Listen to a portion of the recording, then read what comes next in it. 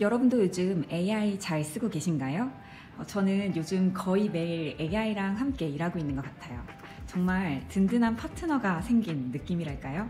어떤 때는 개인 비서 같기도 하고 또 어떤 때는 하나의 팀 같기도 한 것 같아요.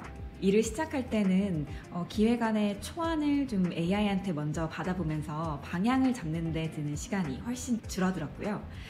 중간 단계에서는 자료를 정리하거나 좀 요약할 일이 있을 때 사람이 해야 할 반복 작업들이 줄어들다 보니까 더 중요한 판단이나 소통에 더 시간을 쓸 수 있게 된 것 같아요. 마무리 단계에서는 피드백 반영이나 문서를 다듬는 작업까지 AI가 도와주니까 결과물 완성도도 한결 올라가는 것 같고요. 정말 AI와 함께한 이래로 제 업무 생산성과 효율이 눈에 띄게 달라진 것 같습니다. 그래서 요즘엔 새로운 툴이 또 나왔다고 하면 바로바로 써보고 실험을 해보는 게 일상이 되기도 했어요. 실제로 AI 툴을 잘 다루는 방법에 대해 가르쳐주는 채널들도 많이 생긴 것 같고요.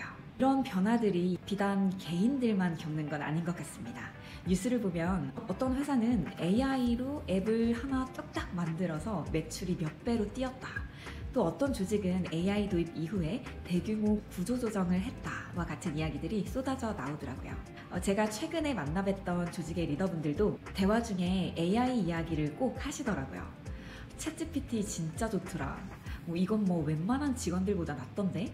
하면서 다들 AI에 대한 좀 긍정적인 입장을 갖고 우리 조직에 AI를 도입할 방법을 찾기 위해 노력하고 계신 듯 했어요. 그런데 막상 도입을 하는 과정이 쉽지 않은 것 같았습니다.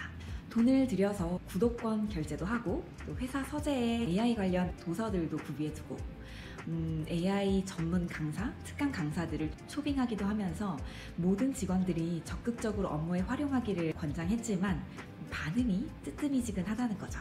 왜 좋은 도구가 있는데도 제대로 쓰지 않는 걸까요?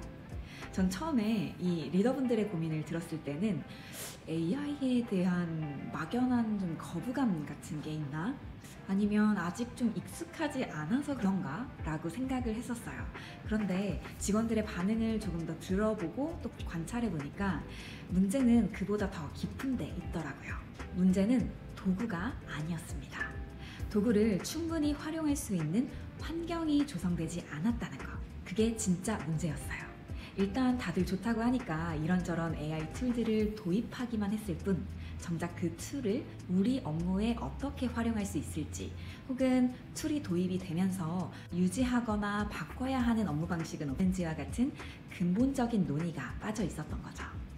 리더 입장에서야 이 효율성을 높여준다는 사실은 의심할 여지가 없으니 일단 도입하기만 하면 직원들도 당장 사용도 잘 할 거고 반가워할 거라고 기대하셨겠죠.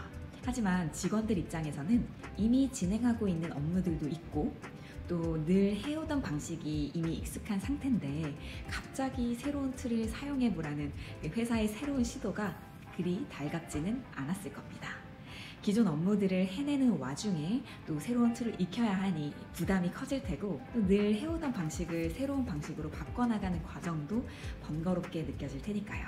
마치 누가 요즘 유행하는 스타일이라면서 이 티셔츠 하나를 사줬는데 내 옷장에는 이 티셔츠와 어울리는 바지도 없고 늘 입던 스타일과 달라서 어떻게 입어야 할지도 모르겠는 상황. 그런데 이제 며칠 뒤 약속 장소에 이 티셔츠를 꼭 입고 나와 달라고 부탁까지 받은 상황이랄까요? 선물해준 사람이 조금만 선물 받을 사람의 입장을 고려해서 유행하는 스타일 중에서도 평소 그 사람이 즐겨 입는 옷들과 좀 비슷한 종류를 골랐다거나 아예 같이 가서 원하는 걸 고를 수 있게 해주었다면 더 좋았을 텐데 말이죠. 이처럼 AI 툴을 도입하는 데 있어서도 리더가 구성원들의 입장에서 필요한 것이 무엇인지를 고민해보고 또 자연스럽게 적응해 나갈 수 있는 방향을 대화를 통해 함께 의논해보는 게 필요했던 거죠. 좋은 툴을 제대로 잘 활용하려면 일을 하는 방식부터 제대로 잘 설계해야 합니다. 이때 퍼실리테이션 방식으로 접근해 보면 좋은데요.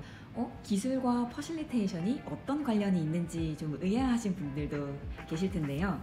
실제로 AI 툴 도입에 앞서서 일하는 방식에 대한 고민부터 잘 풀어낸 조직이 있습니다. 마이크로소프트 코리아는 코파일럿을 도입한 뒤 단순히 사용법을 교육하는 데 그치지 않고 우리 팀은 이걸 어디에 어떻게 쓸까라는 질문을 함께 나누는 내부 워크숍을 진행했다고 합니다. 직접 구성원들과 함께 업무 방식 가이드라인을 설계하면서 기술을 스며들게 만든 거죠.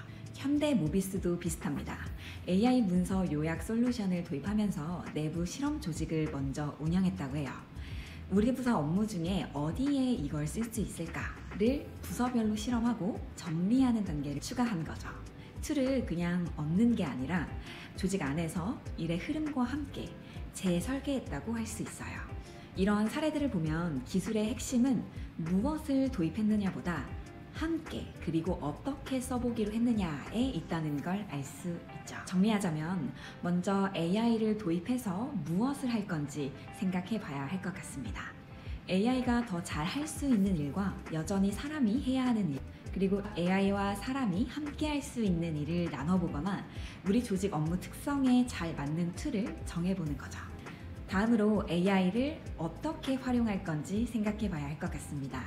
AI 활용과 관련된 공동의 매뉴얼을 설정하거나 AI를 효과적으로 활용할 수 있는 스킬을 향상시키고 또 AI로 대체함으로써 아낄 수 있는 에너지들은 또 어디에 다시 사용할 수 있을지를 논의해보는 과정을 예로 들 수 있을 것 같아요.